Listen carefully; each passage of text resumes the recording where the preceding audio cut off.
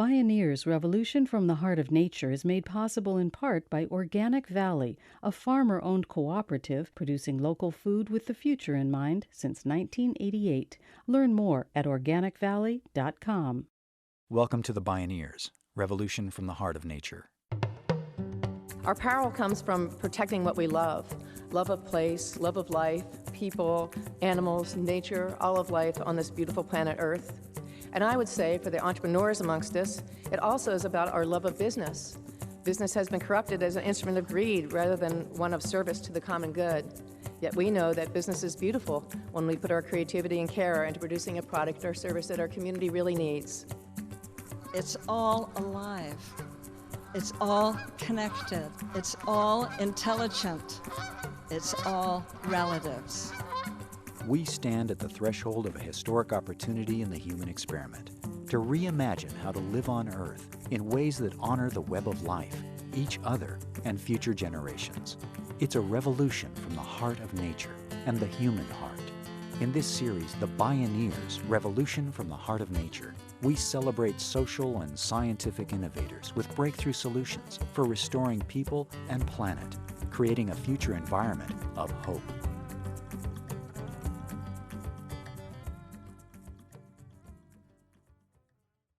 I think that for survival reasons, people are going to start moving towards building a sustainable local economy for our very survival. But on top of that, it's not like we're going back to the cave age, as we try to reduce our carbon emissions, that there's a joy in this, in working together, that people in our society are hungry for. We're hungry for a sense of community. We're hungry for having a shared vision of what we're going to build together. The nature of nature is change, and at times it revs into fast forward. As we navigate the onset of climate change, we're witnessing the rapid obsolescence of the human systems we built on the assumption of cheap oil.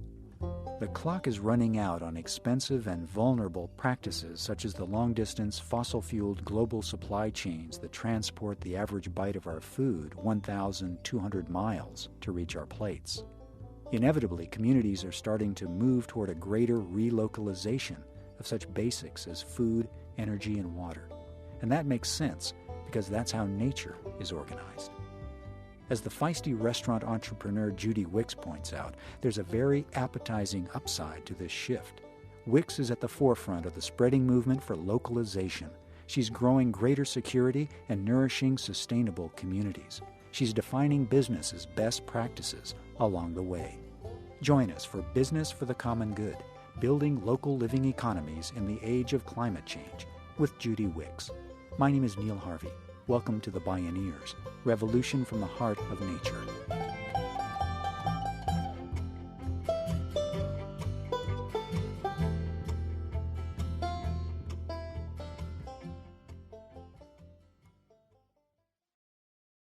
Judy Wicks has helped redefine business as co-founder of a network called BALI, the Business Alliance for Local Living Economies.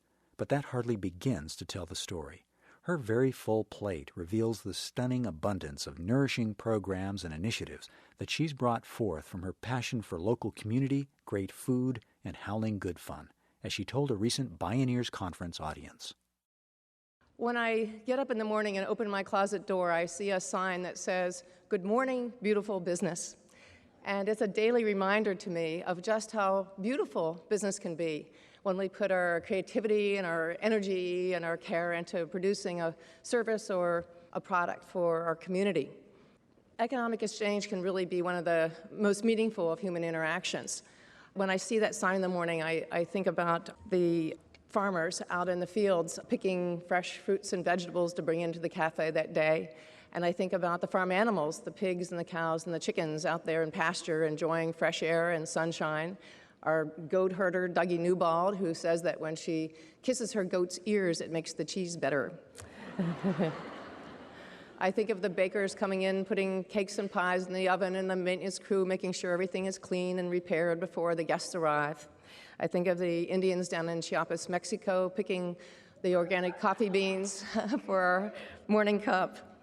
Business is about relationships. Money is simply a tool. Business is about relationships with everyone we buy from and sell to and work with. and about our relationship with Earth itself. My business is the way I express my love for the world, and that's what makes it a thing of beauty.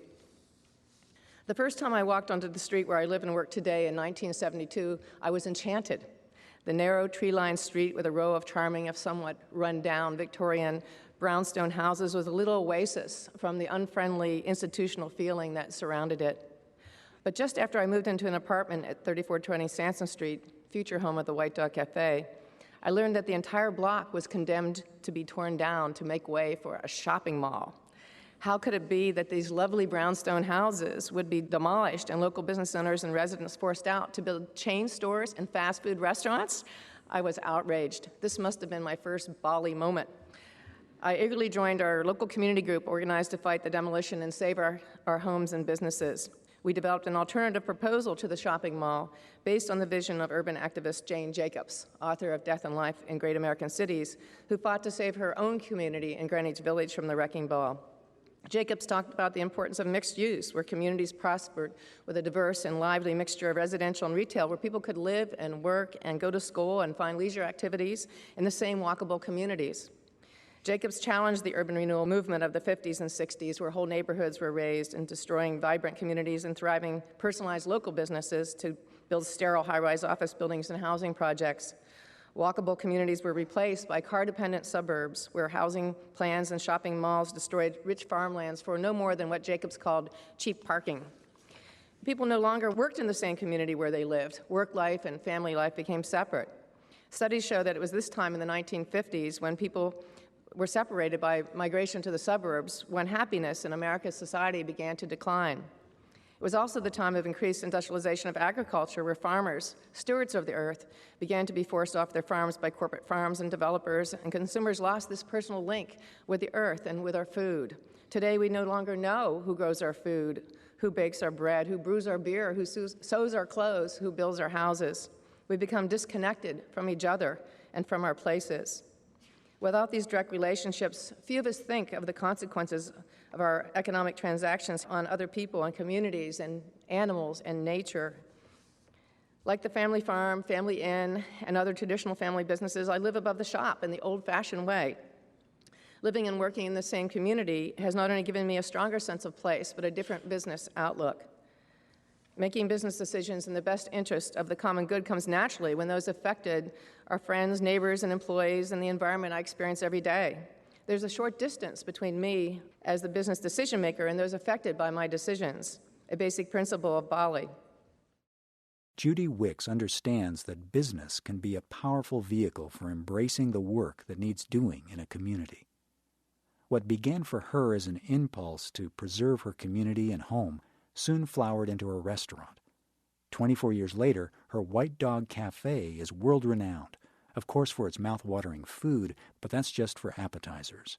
Her social enterprise also serves up innovative programs on community food security, arts for social change, and a wide range of practical initiatives around economic justice, fair trade, peace, racial equity, and environmental protection. Since the beginning, her not-so-secret ingredient has been a generous helping of love. As a small business owner, I am more likely to make decisions from the heart, and I'll give you a couple of examples of this. One was the concept of paying a living wage. When I first heard about this, I had the typical business person's knee-jerk reaction: no one's going to tell me how much to pay my staff. But one day I was down in the kitchen, and by coincidence, 3 young men looked up at me while they were prepping vegetables, and I thought to myself, of course I want these 3 young men to make a living wage. How could I think otherwise? For someone that works 40 hours a week in the White Dog Cafe, not to be able to buy their food and pay the rent? Of course I want to pay a living wage. What have I been thinking? On another occasion, I was influenced by my direct relationship with nature. I had heard about the problem of global warming, the idea of sustainable energy.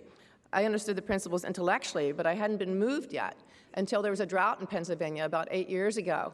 And I went up to my special little place where I like to hike in the Poconos and found that the leaves were falling off the trees in July, and all the beautiful big ferns were all crumpled up like brown tissue paper, and the creek was dry as a bone with just dust on the rocks. And as I walked through the woods and all the creakiness of the dried branches and leaves beneath my feet, and there was an eerie silence otherwise, not even the birds were singing, and there was just a sense of fire in the air. And it was as though the woods expressed this stress.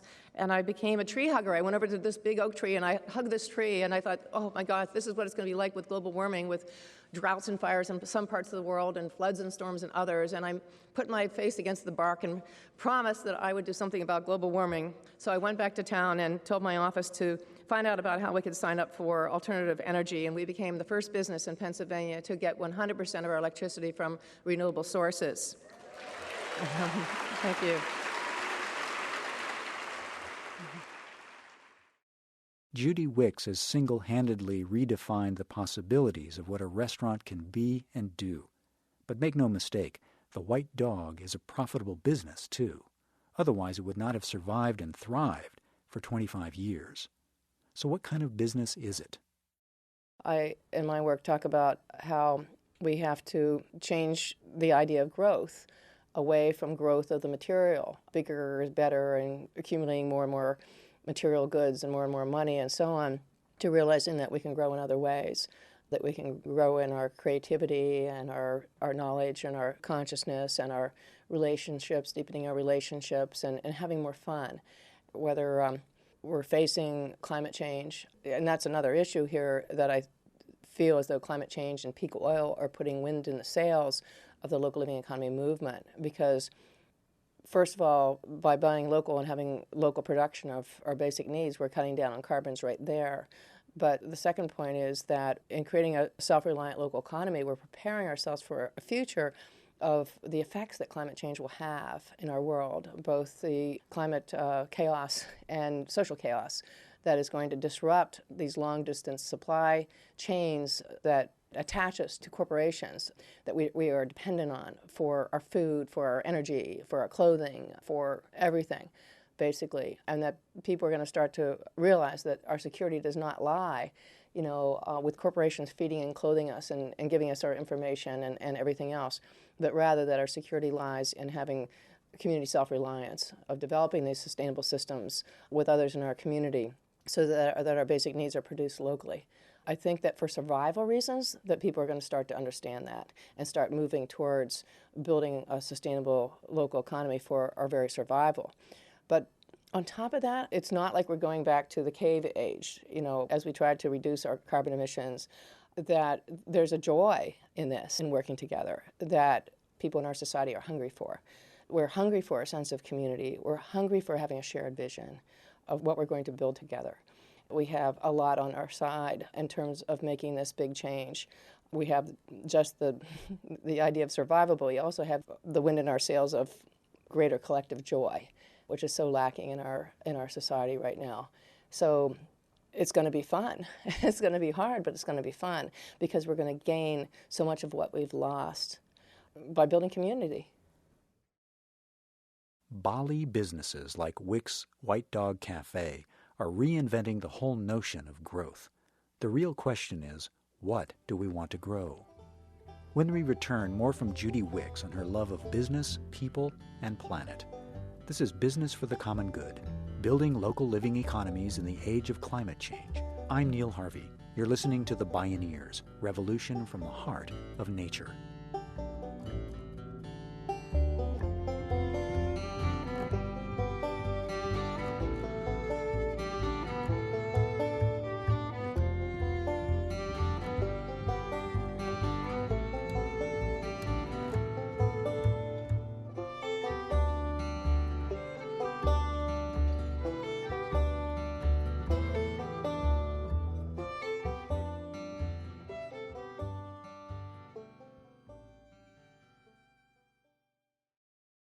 You can download this and other programs on the radio pages at www.bioneers.org. What do we want to grow? Despite her success, Judy Wicks chose not to grow the White Dog Cafe beyond about $5 million in annual revenues. She rejected offers to franchise the restaurant in favor of staying local, which made her certifiably insane in conventional business circles. She was not naive in making these decisions. She was intimately involved in the birth of the socially responsible business movement in the late 1980s, along with companies such as Stonyfield Yogurt, Ben & Jerry's, and The Body Shop. But unlike these companies that chose to grow big and then try to change the system from inside the giant multinational corporations that acquired them, Wicks chose to grow deeper into the community.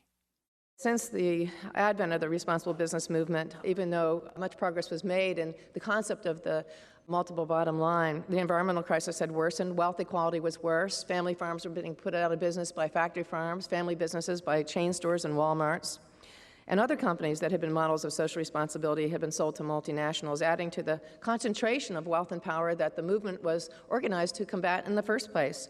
Odwalla Juice sold to Coca-Cola, Rhino Records to Time Warner, Cascadian Farms to General Mills, and more recently, Stonyfield Farms to Groupe Danone, Tom's of Maine to Colgate, and The Body Shop to L'Oreal. I could see that the socially responsible business movement that I had been part of for years was continuing to use the old paradigm of continual growth to measure our success. And it had been neglecting important issues like a sense of place, appropriate scale, and ownership. Democracy depends on having many owners. The more freedom and equality. So now the movement for responsible business has two fronts. Those bringing reforms in the large corporations, such as Ben & Jerry's and Stonyfield, continue to model. And those of us that are working to build an alternative to corporate globalization through the local living economy movement.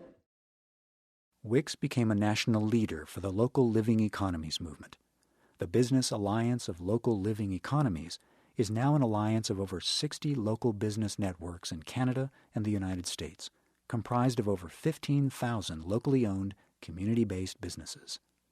Judy Wicks. Building local economies not only reduces carbon emissions, but at the same time, this is preparing us for a world affected by climate change by reducing our reliance on long-distance corporate supply chains, easily interrupted by adverse weather and social upheaval. The local living economy movement is essentially about decentralization and localization of business ownership to bring economic control back to our communities from faraway boardrooms, localization of energy sources so that we're not dependent on oil from faraway places, and every community has access to locally produced renewable energy. It's about localization of our food system so that we have food security, localization and decentralization of communications, promoting independent media that's free of corporate control, localization of culture in order to protect local cultures from corporate monoculture, localization of politics to align economic development with local business ownership and green regional economies, and localization of leadership to have many local heroes rather than national icons. Perhaps most importantly, developing communities around the world with local food, water, and energy security creates the foundation for world peace. Thank you. During debate about climate change and the need to cut carbon emissions, there's often a focus on the costs and the hardships of moving to a low-carbon economy. But there's little talk of the benefits to our quality of life. We're not talking about going back to the cave age. This is rather about gathering with our good friends and family over delicious and nutritious, locally produced food, great meals that we share in a warm, well-insulated home that we get to by riding our bikes or walking along uncongested streets or taking public transportation. People go to farmers markets not just to get food, but for the sense of community and a sense of place that comes from it.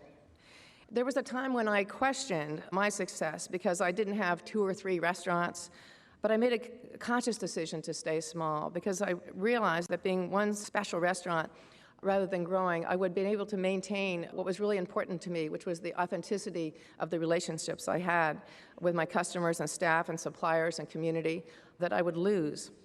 I came to understand that success could be measured in other ways than growing materially, by increasing knowledge, by expanding our consciousness, by developing our creativity, by deepening relationships, increasing happiness and well-being, and having more fun.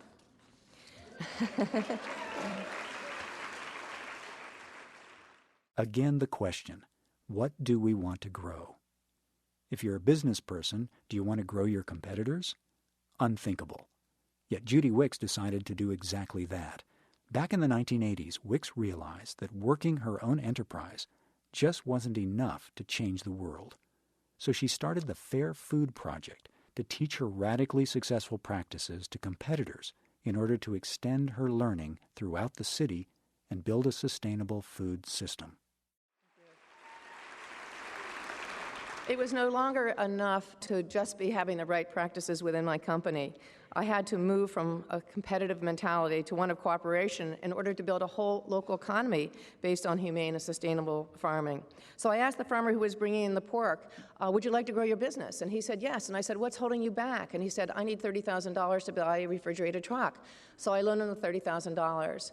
And then I formed our nonprofit, White Dog Community Enterprises, and hired our first staff person, Ann Carlin, whose job it was to go around to the other restaurants in town and talk them into buying from local farmers. And that's how we began. I started putting 20% of my profits into our nonprofit work, and Fair Food has grown to publish a local food guide, connect hundreds of farmers and restaurants. We have a farm to institution program and many, many other things. Education has become a product of the White Dog. We take our customers on solar house tours, teach them how to conduct energy audits of their homes, how biodiesel works, where our food comes from. We take them on tours of farms, of prisons, child watch tours to witness the lives of inner city children. We took 35 customers and staff down to New Orleans to volunteer after Katrina. Some people say that my real profession is using good food to lure innocent customers into social activism. And in her spare time, she creates whimsical and joyous community celebrations, like the annual Dance of the Ripe Tomatoes and the locally famous rocking 4th of July celebration in the home of the Liberty Bell and Continental Congress. For many years, we put on our Liberty and Justice for All ball on 4th of July Eve out in the street, and I put on a skit called Birth of the Nation, where I dressed up as a pregnant colonial woman. So after we had a big meal of locally grown foods, first the Revolutionary War band would come out with his drum, and then a midwife with her lantern, and then I came out in colonial dress with clown face and a big stomach where I had a beach ball underneath it, moaning in labor pains, and my midwife helped me into this bed out in the street that was decorated in red, white, and blue, and the audience yelled, push, and push. Under the covers, I was up in my birthing position, and I secretly passed the beach ball down through this hidden hole in the bed, and my midwife delivered my two twins, a black woman or a white woman dressed in red, white, and blue. One said liberty, the other said justice, and they hopped up onto the stage and did a tap dance to Yankee Doodle Dandy, and we wheeled out the Statue of Liberty and light our sparklers and sang God Bless America.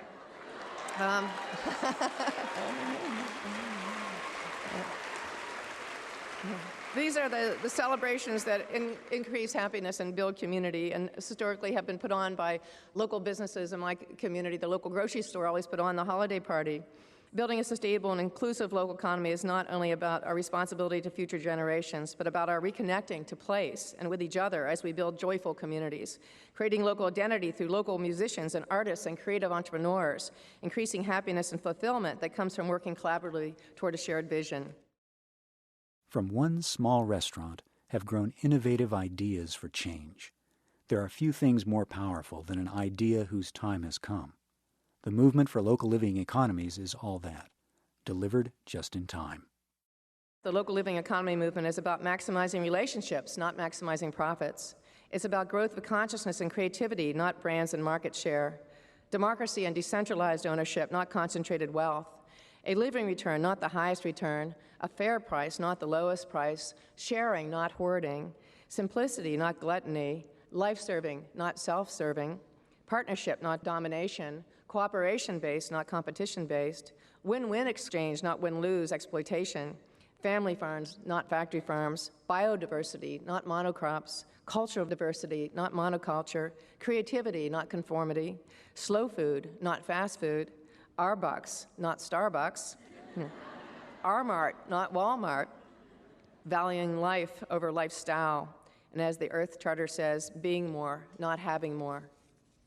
At its heart, our movement for local living economies is about love, and it's love that can overcome the fear that many may feel in the hard days ahead brought on by climate change and environmental collapse. In my own experience, it was my love of animals that motivated me to challenge the factory farm system and begin building a local living economy in my region. Our power comes from protecting what we love of place, love of life, people, animals, nature, all of life on this beautiful planet Earth. And I would say, for the entrepreneurs amongst us, it also is about our love of business. Business has been corrupted as an instrument of greed rather than one of service to the common good.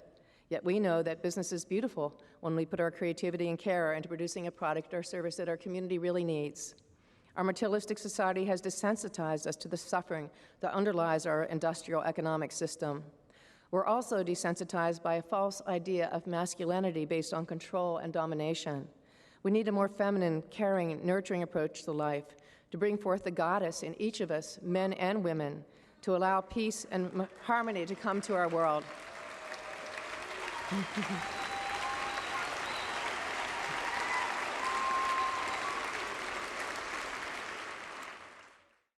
What provides the energy and passion for all we must do in this movement is simply to allow ourselves to love what we love, and in so doing, find our place as humans in the family of life. Thank you. Thank you.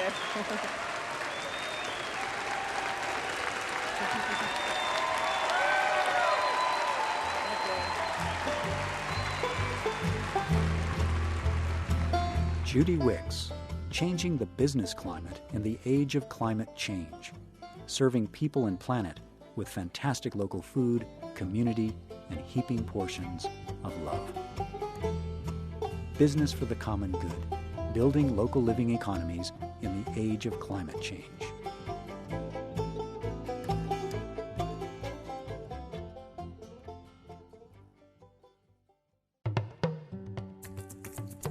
Downloads of this program and many other Bioneers radio shows are available on the radio pages at www.bioneers.org or by calling 1-877-BIONEER.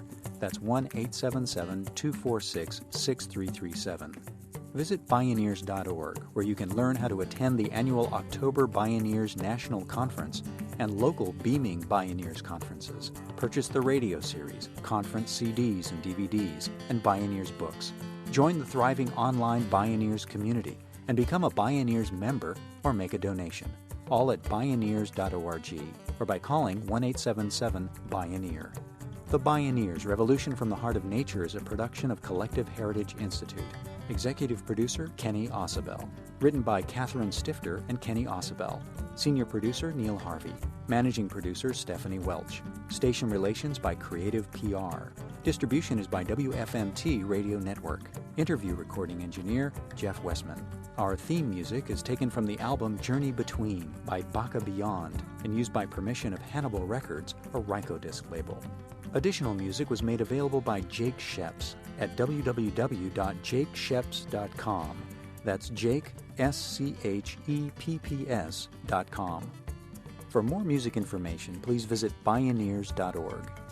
The opinions expressed in the Bioneers Revolution from the Heart of Nature radio series are those of the presenters and are not necessarily those of Collective Heritage Institute, the underwriters, or this radio station. My name is Neil Harvey. Thank you for listening. I invite you to join the Bioneers in inspiring a shift to live on Earth in ways that honor the web of life, each other, and future generations.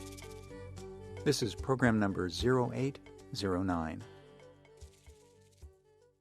Bioneers Revolution from the Heart of Nature is made possible in part by Organic Valley, a farmer-owned cooperative producing local food with the future in mind since 1988. Learn more at organicvalley.com.